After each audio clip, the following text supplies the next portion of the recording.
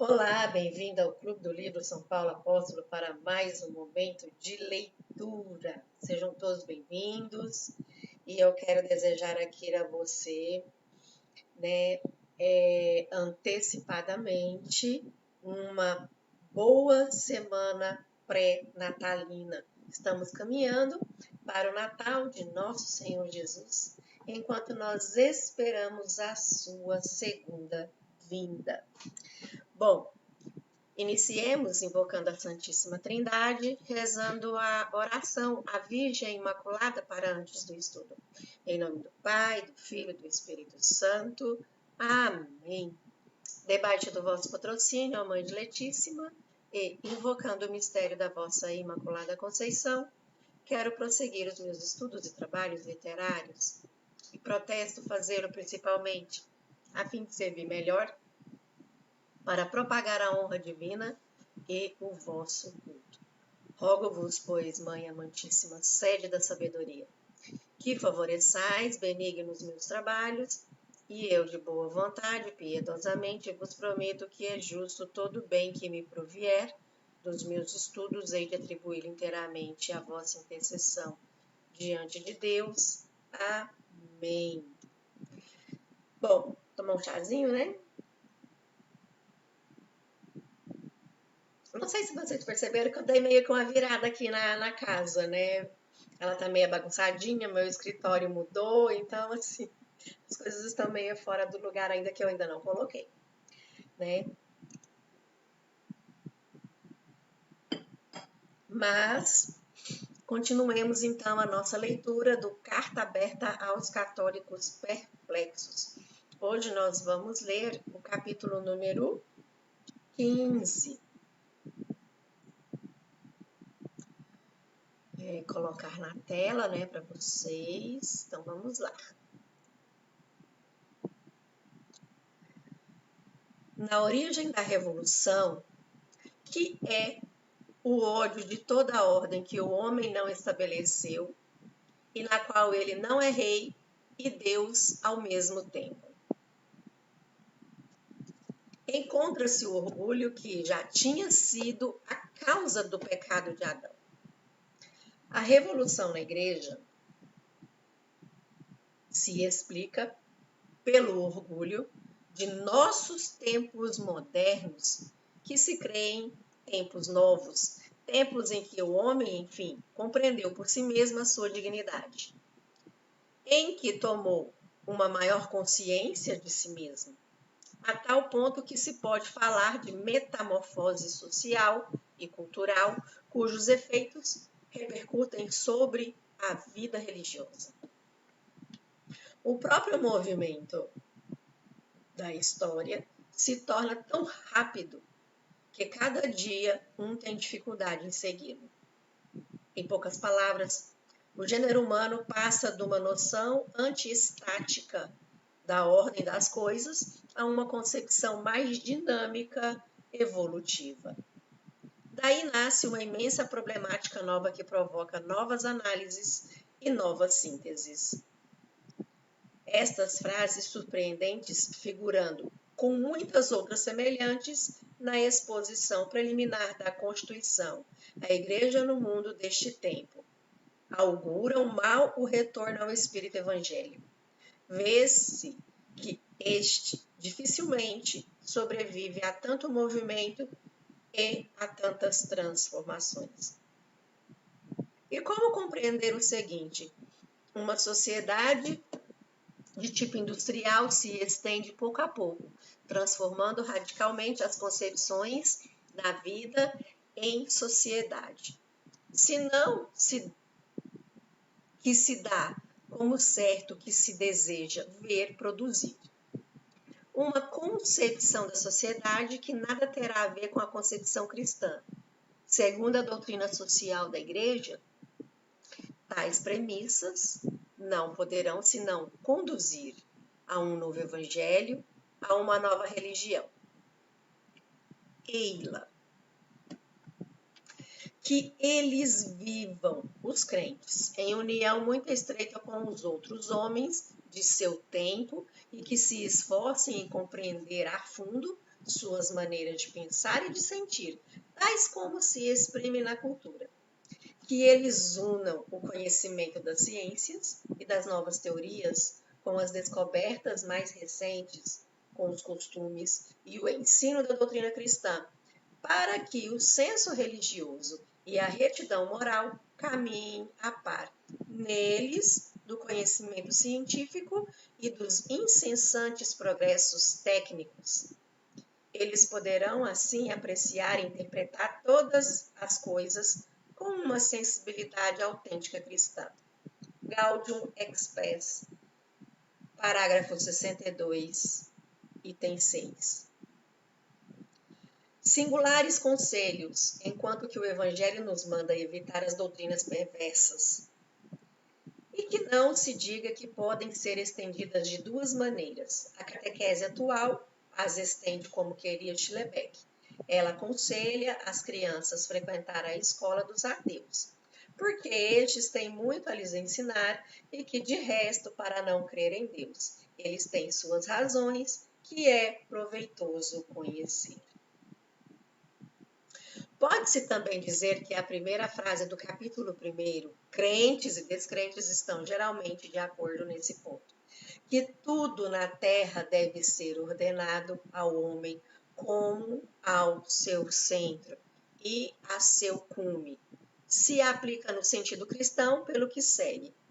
Ela tem uma significação em si mesma, aquela que precisamente se vê pôr em obra em toda a parte da igreja pós-conciliar, sob a forma de uma salvação reduzida ao desenvolvimento econômico e social da humanidade. Por minha parte, penso que os crentes que admirem esta proposição, com base comum no diálogo com os descrentes, e que unirem as teorias novas com a doutrina cristã, perderão a fé, nem mais, nem menos. A regra de ouro da igreja é invertida pelo orgulho dos homens de nosso tempo. Não se escuta mais a palavra sempre viva e fecunda de Cristo, mas a do mundo. Este adornamento se condena por si mesmo.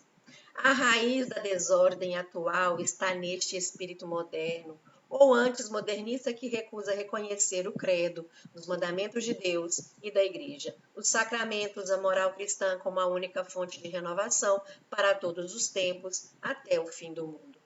Deslumbrados pelos progressos da técnica que vão até transformar a face da Terra e já se lançam à conquista do espaço. Está na Gaudium Expes, no item 5.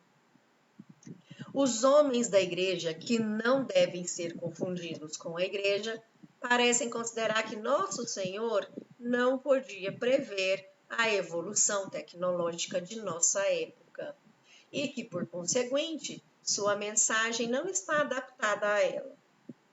O sonho dos liberais desde um século e meio consiste em consociar a igreja com a revolução. Durante um século e meio também, os soberanos pontífices condenaram este catolicismo liberal. Citemos, entre os documentos, os mais importantes. A bula Actorem Fidei de Pio VI, contra o concílio de Pistoia. A encíclica Mirarivus de Gregório XVI, contra Lamenais. A encíclica Quanta Cura e os Silabos de Pio IX. A encíclica Immortali Dei de Leão XIII, contra o direito novo. Os documentos de São Pio X contra Lessilon e o modernismo. E especialmente o decreto Lamentabile, a encíclica Divini Redemptoris de Pio XI contra o comunismo. A encíclica Humani Generis do Papa Pio XII. Todos os papas recusaram o consórcio da Igreja com a evolução, que é uma união adúltera. A de uma união adúltera não pode provir senão bastardos. O rito da missa é um rito bastardo. Os sacramentos são sacramentos bastardos.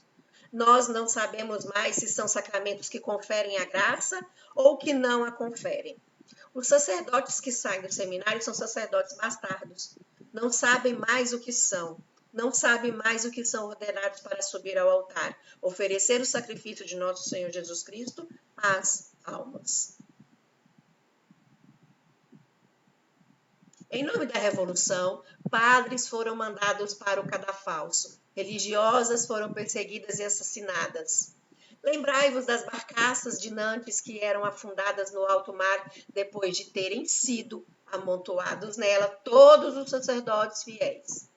Pois bem, o que a Revolução fez não foi nada em comparação das obras do Vaticano II, pois teria sido preferível que os 20 ou 30 mil sacerdotes que abandonaram seu sacerdócio e seu juramento feito diante de Deus tivessem sido martirizados, subido ao cadafalso.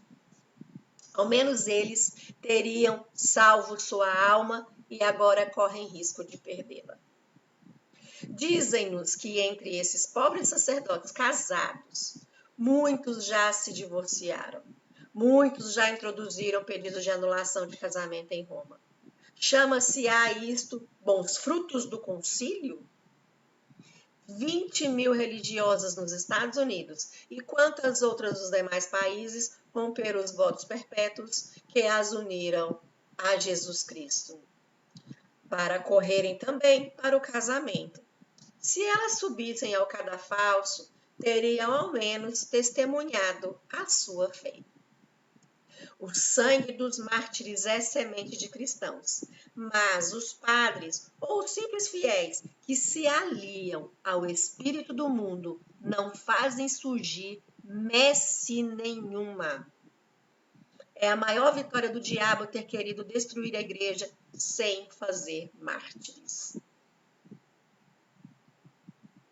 A união adúltera da igreja e da revolução se concretiza pelo diálogo. Nosso Senhor disse: ide e ensinai as nações, convertei-as. Mas não falou, dialogai com elas sem tentar convertê-las. O erro e a verdade não são compatíveis entre si.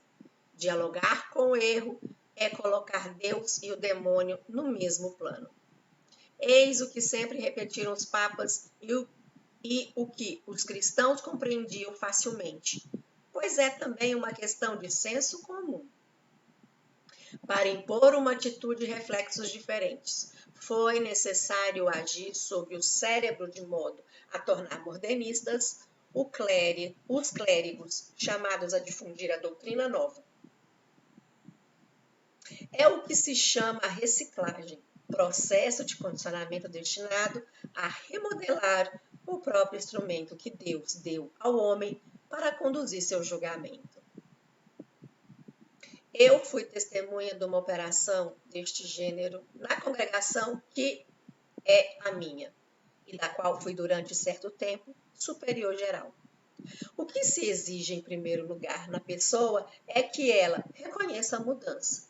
O concílio operou transformações e por isso é necessário que nós próprios mudemos. Mudança em profundidade, visto que se trata de adaptar as faculdades de raciocínio para fazê-las coincidir com ideias fabricadas arbitrariamente. Nós podemos ler num fascículo editado pela Secretaria do Arcebispado de Paris, a fé, palavra por palavra. A segunda operação mais delicada consiste em assinalar as maneiras diferentes que se tem os cristãos de apreciar nas diversas mudanças o fato mesmo da mudança. Esta determinação tem muita importância porque as oposições atuam, dizem mais respeito às atitudes espontâneas e inconscientes diante da mudança, que, ao começo, preciso de cada mudança. Duas atitudes típicas se delineiam. Parece com a condição de não negligenciar, por isso, todos os intermediários possíveis. Segundo a primeira, cede-se a um certo número de novidades depois de ter verificado que elas se impõem uma após outra. É o caso de muitos cristãos, de muitos católicos que cedem de degrau em degrau. Conforme a segunda, consente-se numa renovação de conjunto de formas da fé cristã, à margem de uma era cultural inédita. Deixa de assegurar-se sem cessar a fidelidade à fé dos apóstolos. Esta precaução oratória está bem na tradição dos modernistas. Eles fazem sempre protestos de seus sentimentos ortodoxos e tranquilizam, com uma pequena frase, as almas que ficariam espantadas por perspectivas como a renovação do conjunto das formas da fé cristã, à margem de uma era cultural inédita. Mas é já muito tarde quando se prestou a essas manipulações, e será bem o tempo de ocupar-se com a fé dos apóstolos, quando se tiver demolido completamente a fé. Uma terceira operação se torna necessária no caso em que se retém o segundo diagnóstico. O cristão não pode pressentir nisso um risco terrível para a fé. Não vai ela desaparecer pura e simplesmente, ao mesmo tempo que a problemática que a tinha conduzido até aí. Ele pede então uma garantia fundamental que lhe permite ultrapassar as primeiras atitudes estéreis. Todos os graus de resistência são então previstos.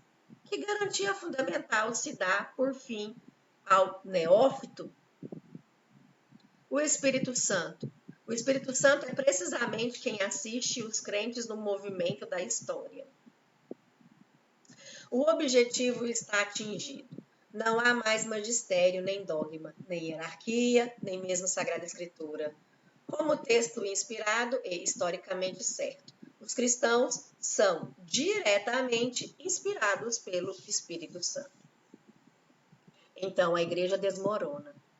O cristão reciclado é abandonado a todas as influências, dócil a todos os slogans. Pode-se conduzi-lo aonde se quer, agarrando-se, se ele busca uma garantia a esta afirmação. O Vaticano II apresenta seguramente numerosos indícios de uma mudança de problemática. A causa próxima é imediata do modernismo, escreve Pio X na encíclica Pascendi, reside numa perversão de espírito. A reciclagem cria uma tal perversão naqueles que não a possuem, naqueles que não a possuíam. O Santo Pontífice cita esta observação de seu predecessor Gregório XVI. É um espetáculo lamentável ver até onde vão as divagações da razão humana, desde que se ceda ao espírito de novidade, que, contrariamente à advertência do apóstolo, se pretende saber mais do que é preciso e que, fiando-se demasiadamente em si mesmo, se pensa poder buscar a verdade fora da igreja, na qual ela se encontra sem a mais leve sombra de erro.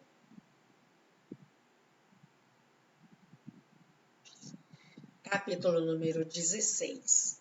Leremos no próximo vídeo.